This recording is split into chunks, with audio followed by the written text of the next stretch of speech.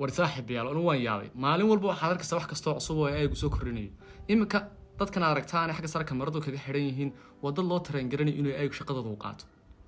ayaa loo tareen garanaya dumarka markay weelka xalayaan markay daaradaha hagaajinayaan markay dharka la laabayaan waxa soo shaqaa xagga dambe ka aragtaan dadka ay qabanayaan waxa loo tareen garanaya inuu ay gula wareego waxaa la isla soo dhaafay kombiyuutaradii koodhka lagu sameeyay graphic design-kii sawir hagaajintii waxa wala soo wada dhaafay iminka waxa la isla yimi oo la isla soo galay gurigii daaradii iyo gijadii baa la isla soo galay hadhow bir waxaad arki doontaa AI chief ah oo kaga soo tuuriya hafeenkii iyo digaagiiba ka soo tuuriya arki doontaa isagoo maanta qadadaad ku cuntay isla birito isla qadadii dhadhankeedii aad ka cunaysid marka saaxiib yar meel walba oo la isla soo galay iminka tababarkan la sameeyay wuxuu ka dhacay Hindiya oo shirkad AI soo saartay Hindiya ku taalaba ku tareen garanaysa dadka shaqooyinka hoose qabta inay